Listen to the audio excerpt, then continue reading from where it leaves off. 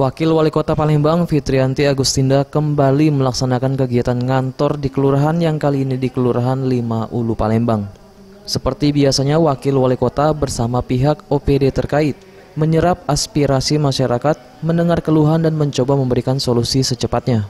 Kedatangan Wawaku ini adalah untuk mendengar secara langsung keluhan dari Ketua RW, RT maupun warga sekitar yang nantinya akan dievaluasi. Apakah yang disampaikan oleh warga ini sudah ditindaklanjuti atau belum oleh OPD terkait guna percepatan pembangunan di semua kelurahan dan kecamatan yang ada di Kota Palembang.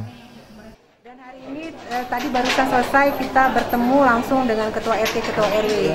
Maksud sekali lagi saya jelaskan dengan baik, maksud tujuan kami ngantor di setiap kecamatan, 18 kecamatan, 107 kelurahan adalah untuk betul-betul menyerap aspirasi dari kawan-kawan Ketua RT, Ketua RW ini yang mungkin selama ini tidak diakomodir dengan baik, ya tidak dilaksanakan dengan baik. Nah, harapan kita dengan hadirnya Wakil Wali Kota, mereka bisa menyampaikan secara langsung dan kita bertujuan untuk supaya pembangunan ini merata, Pak.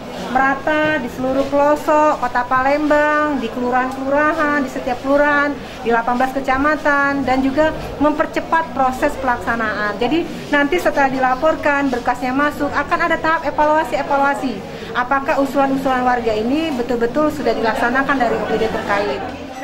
Adapun jika sampaian atau keluhan dari warga yang belum bisa terselesaikan dengan anggaran tahun ini, Pemkot Palembang akan menyelesaikannya pada anggaran tahun berikutnya.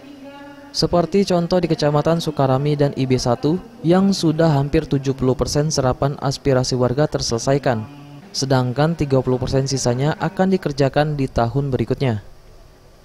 Eza PM, Sriwijaya TV.